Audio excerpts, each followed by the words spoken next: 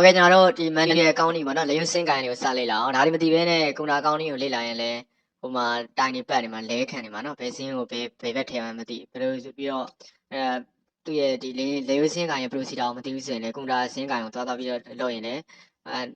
ဟိုအဆင်ပြေနေမှာမဟုတ်ဘူးနော်အဲ့တော့လိုအပ်လို့သင်ပေးတယ်လို့ပဲပြောထားလိုက်ပါအဲ့တော့လက်တွေ့သုံးချစင်ကိုင်းမြင်တဲ့သူတွေပြောတဲ့အတင်မှာရုံးကစင်းပေါ့နော်အကောင့်စင်းကိုအင်္ဂလိပ်လို ECCON အကောင့်စင်းလို့ခေါ်ပါတယ်The file record gap with each item is known as account နော် with each item အကြောင်းအရာတစ်ခုဒါမှမဟုတ်ဖြစ်ပျက်တစ်ခုပစ္စည်းတစ်ခုပေါ့နော်အဲ့ဒီနဲ့ပတ်သက်တဲ့ recording ပုံစံပေါ့မှတ်သားထားတဲ့ပုံစံတစ်ခုစာရင်းတစ်ခုပါစာရင်းဆိုတာတဲ့သက်ဆိုင်ရာလုပ်ငန်းတွေအပြင်နေ့စဉ်ဖြစ်ပျက်နေတဲ့အဖြစ်ပျက်တွေအဲ့ဒါတွေကိုကျွန်တော် transaction လို့ခေါ်တယ်ဟုတ်ပြီနော်ဘယ်ကနေဘယ်ဝယ်တာဖြစ်ဘယ်ကနေဘယ်ရောင်းတာဖြစ်ဖြစ်ဘာတွေသုံးတာဖြစ်ဖြစ်အဲ့ဒီအားလုံးဖြစ်ပျက်တွေကျွန်တော်တို့က transaction လို့ခေါ်ပါတယ်အဲ့ဒါကိုသက်ဆိုင်ရာနေ့စဉ်မတန်းဆောင်တာမတန်းပုံစံတွေနဲ့ရေးဆွဲထားတဲ့အားတွေကိုကျွန်တော်တို့ကစာရင်းလို့ခေါ်တယ်ပေါ့နော်အမှန်တော့ဒါကတော့ကျွန်တော်တို့ကတကယ်အကောင့်တော့မဟုတ်သေးဘူးဒါကလုံးဝ document အထောက်အထားမှတ်တမ်းအနေနဲ့ပဲရှိသေးတယ်အဲ့ဒါတွေကျွန်တော်တို့က letter စာအုပ်ထဲကိုစနစ်တကျ posting ပေါ့ရွှေ့ပြောင်းရတယ်အဲ့ဒါတွေလုပ်ပြီးဆိုအဲ့ဒီမှာတကယ်စာရင်းဖြစ်မှာပေါ့နော် okay ဒါကဒီ accounting ဆိုရင် ledger ဆိုတဲ့စာအုပ်ကကျွန်တော်တို့မရိုးအောင်နေတိုင်းကြားနေရမယ်နော်ဒါတော့ ledger သူက ledger ကသူကအင်္ဂလိပ်စလုံးကိုပဲတခါတည်းမွေးစားလိုက်တာပေါ့နော် LEDGE က ledger ဘာလဲဆို a group of account is known as a ledger တဲ့ဆိုလို့စာရင်းတွေအားလုံးစုဖွဲ့ထားတဲ့အစုအဝေးတစ်ခုကအဲ့ဒါ ledger ပါပဲတဲ့ ledger ဆိုတာသက်ဆိုင်ရာလုပ်ငန်းတွေစာရင်းတွေစုမှတ်ထားတဲ့စာအုပ်ကိုကျွန်တော်တို့က ledger စာအုပ်လို့ခေါ်တယ် okay နော်စင်းပုံစံကကျွန်တော်တို့ကစင်းပုံစံစင်းအင်းမှာကျွန်တော်တို့ကခုချိန်ကြီးတော့နှစ်ပေါင်း900ရှိသွားပြီเนาะဒီလူကာရဲ့နေပဲပြောခဲ့ပြီပြီးတော့ဘလူးဖန်ပြောခဲ့ပြီဒါရောမဘုံတော်ကြီးလူကာတီထွင်ခဲ့တဲ့စင်းဒီစနစ်လေဘာနဲ့ပါတော့ debit credit okay เนาะdebit ဘက်ကိုဝင်လာတဲ့ဒါဝင်လာတဲ့သဘောတရားရှင်ဒါမြည်စားထွက်သွားတဲ့သဘောတရားရှင်မြည်ရှင်ပေါ့ထွက်သွားတယ်ဆိုတာအမှန်တော့ယော့သွားတာပဲလေအဲ့တော့ယော့သွားတဲ့သဘောတရားရှင် credit တိုးလာတဲ့သဘောတရားရှင် debit အဲ့လိုမျိုးအတူတူမှတ်လို့ရတယ်ဟုတ်ကဲ့နော်အဲ့တော့စင်းမှာကျွန်တော်တို့က debit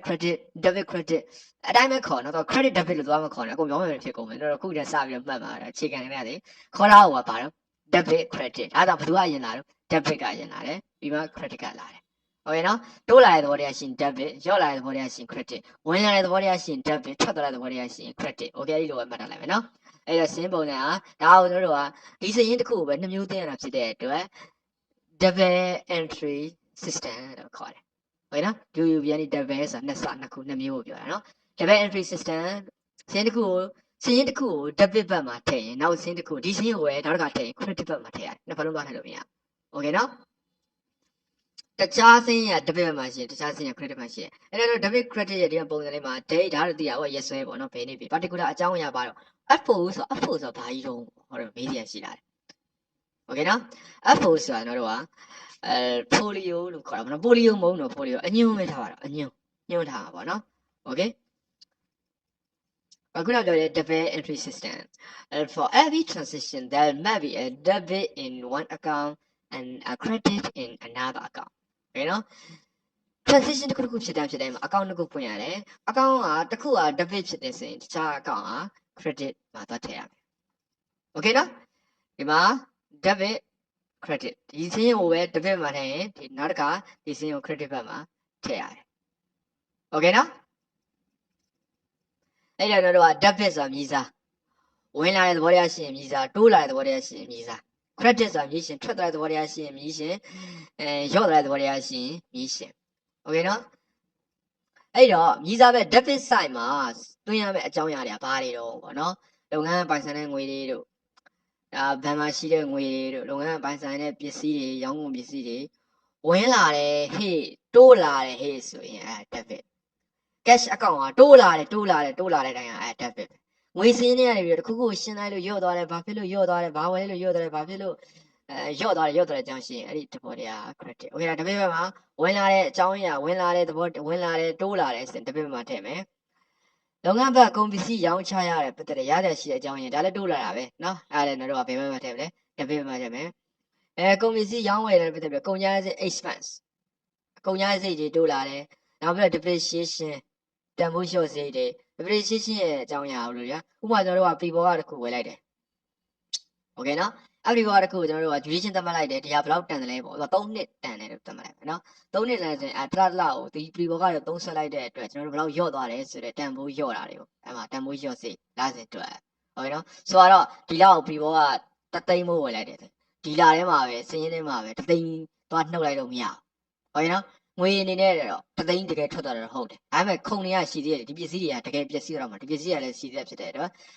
်ဒီပစ္စည်းကိုသုံးဆွဲလိုက်တယ်ရောတာတန်ဖိုးလေးပဲတလားပြီးတလားနှုတ်သွားโอเคအဲ့ဒါတွေကျွန်တော်တို့ကတန်ဖိုးလျှော့စေအင်္ဂလိပ်ဆို depreciation လို့ခေါ်တယ်အပြင်ထပ်လေ့လာမယ်နော်အခုပြောလို့မမှတ်မိဘူးဆိုလဲဟိုစိတ်မငြင်းနဲ့ဘာလို့စတင်နေဆိုတော့ဒီလိုပဲโอเคနော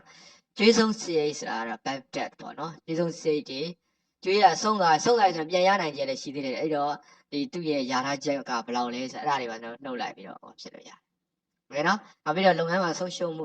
lose ဆုံးရှုံးမှုတွေကိုလည်းကျွန်တော်တို့က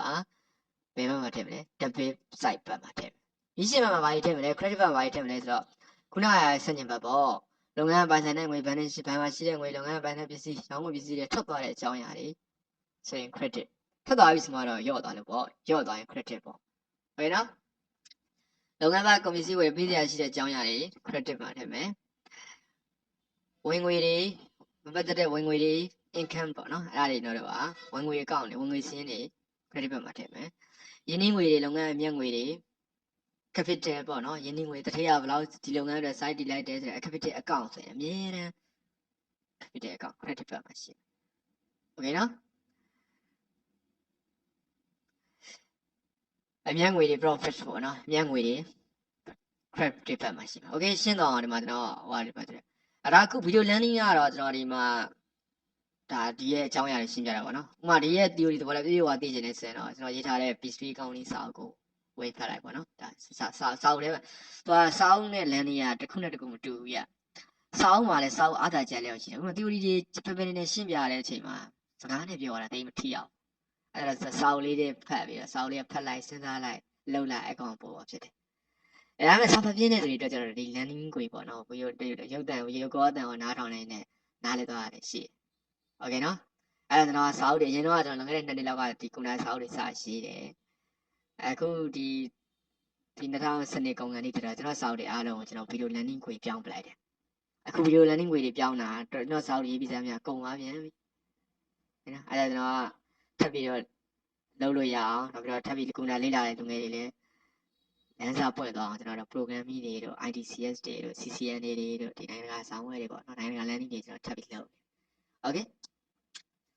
คခုနကပြောတဲ့ debit credit ကိုတော့ဇာတ်လေးနဲ့ချပြတယ်နော်ဇာတ်လေးနဲ့ချပြတော့ပို့ပြီးရှင်းတော့ဒါဒီဘက်က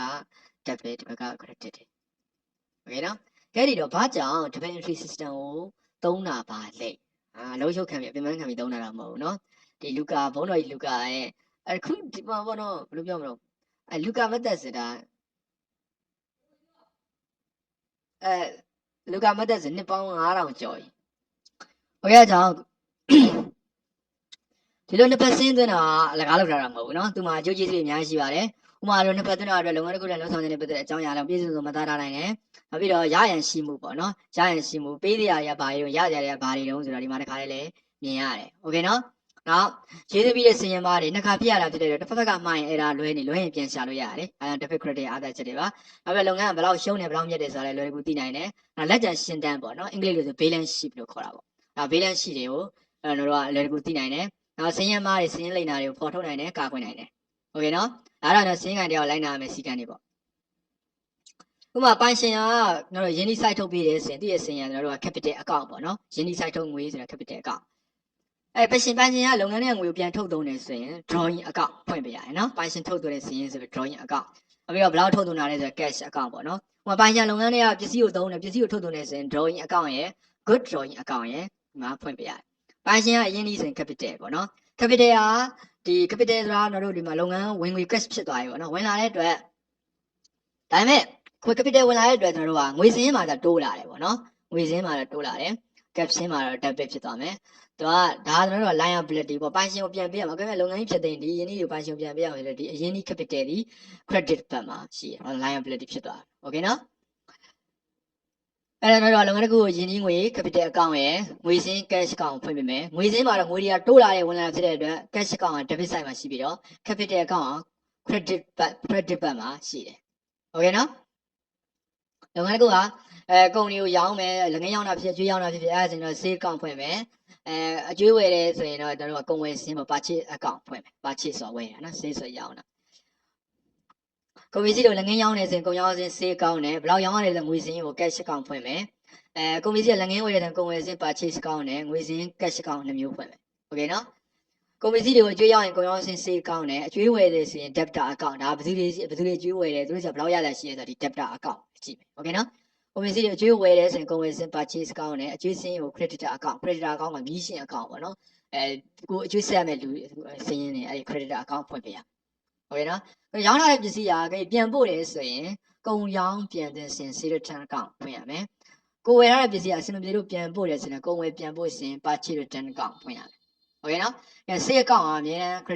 credit side မှာရှိတယ်အဲဒါကြောင့်တို့က sale account နဲ့ sale return account ကိုပြောင်းမယ်ဖြစ်တဲ့အတွက် sale return account ကတို့ကdebit ဘက်မှာရှိမယ်ကုန်ဝယ်စင်းစဉ်တို့က purchase account ကကုန်ဝယ်တာဖြစ်တဲ့အတွက်အများအားတို့ကကုန်တွေတိုးလာဖြစ်တဲ့အတွက်အများအား purchase account က debit ဘက်မှာရှိတယ် purchase return account ကသူ့ရဲ့ပြောင်းမယ်ဖြစ်တဲ့အတွက် purchase return account က credit side မှာရှိတယ်โอเคနော်စင်းတစ်ခုကပိတ်ပြီဆိုရင် debit side ကော credit side ကောနှစ်မျိုးလုံးကိုပိတ်ပေးရပြီးတော့ရတဲ့ငွေမာနာကိုလည်းဒီမှာခြားနာပေးရမှာပေါ့နော်balance ရှိရတော့0ဖြစ်ရကဲစင်းပိတ်လက်ကျန်တွေပါရှိရဆိုရင်စင်းပိတ်လက်ကျန်က balance carry down တော့တို့ဟောဆိုရင် balance cd လို့ခေါ်တယ်နောက်တဲ့ဘဏ္ဍာရေးနေ့မှာသူစင်းဖွင့်လက်ကျန်ဖြစ်မယ်အစင်းဖွင့်လက်ကျန်က balance brought down balance bd လို့သက်ပါတယ်โอเคနော်အဲ့မှာစင်းပိတ်လက်ကျန်ဟို debit ဘက်မှာရှိရင်စင်းဖွင့်လက်ကျန်ကိုcredit side မှာသွားရမယ်စင်းပိတ်လက်ကျန် credit side မှာရှိရင်စင်းဖွင့်လက်ကျန်ကို debit ဘက်မှာထားရမယ်အပြင်တို့ဗဏ္ဍာရေးကာလမှာစီးရင်ရဲ့လုပ်ငန်းတွေအမှားမှန်ကိုသိချင်တော့ trial balance ပေါ့ ascension နဲ့ trial balance ဆွဲပေးရမယ် okay trial balance ဆိုတာပါတယ်ကြည့်အောင်the balance of each account is listed on the trial balance it's a total of 2 columns agree we can say that the bookkeeping is arithmetically accurateစံညင်းဆိုတာတဲ့နော်စင်းတစ်ခုချင်းနဲ့စင်းမွေးလက်ကျန်နဲ့သတ်မှတ်ထားတဲ့စံညင်းပုံစံမှာအဲ့ငွေပမာဏကိုခုနပြောတဲ့အတိုင်းပဲဗီဇာမှာရှိဗီဇာကော်လန်စင်းဖွင့်လက်ကျန်ပမာဏမြည်ရှင်မှာရှိမြည်ရှင်ကော်လန်မှာထည့်မယ်လက်ကျန်မရအောင်ကျွန်တော်တို့ကဟိုဘက်ဒီဘက်ထပ်ပြီးရင်ဒီရဲ့ပမာဏကဒီ debit side မှာရှိတဲ့ total နဲ့ credit side မှာရှိတဲ့ total ဟာတူညီရမယ်ဥပမာတို့နှစ်ခုကိုခြားနာလိုက်မယ်ဆိုရင်0ဖြစ်နေရโอเคနော်essential ကဘာလို့လဲဆိုတော့ဒီ transaction တိုင်းအတွက်ပေါ့နော် transaction ဒီလောက်ဆောင်တဲ့အတိုင်းအတွက်စင်းတွေကိုစင်းစာတွေရေးစင်းတာတွေလေကြာစာအုပ်တွေကိုပို့တာတွေမှန်အစမ်းသဘောစီစဉ်တာဖြစ်တယ်။ဒါကျွန်တော်တို့က trial balance ရဲ့ပုံစံပေါ့နော်။ဒါပါစင်းပေါ့။ဘယ်စင်းစင်းဒါ credit side မှာဆက်ပဲစင်းစင်း debit side မှာဆက်အားလုံးကခြားနာလိုက်ရင်0ဖြစ်နေရမယ်။ဒီဘက်စင်း debit side နဲ့ credit side ရဲ့စင်းရတူနေရမယ်။ Okay နော်။ဒီမှာလည်းကာတွန်းပုံလေးနဲ့ပြလာတယ် debit နဲ့ credit ကဒီမှာညီနေမယ်။ Okay ဒါတော့ဗီဒီယိုသင်ခန်းစာမှာတို့ကဒီ debit ပြအောင်မယ်နော်ဒီ debit side နဲ့ credit side ကညီနေလို့လေစင်းတွေကိုအမှန်လို့ယူဆလို့မရအဲ့ဒီလိုမျိုး debit side နဲ့ credit side ရဲ့ညီမျှခြင်းကိုမထိခိုက်ဘဲနဲ့မှားနိုင်တဲ့အမှားတွေရှိတယ်။ Okay နော်အဲ့ဒီအမှားတွေကိုကျွန်တော်နောက်တဲ့ error ဆိုတဲ့သင်ခန်းစာမှာ accounting error ဆိုတဲ့သင်ခန်းစာမှာပြပြပေးမယ်။ Okay နော်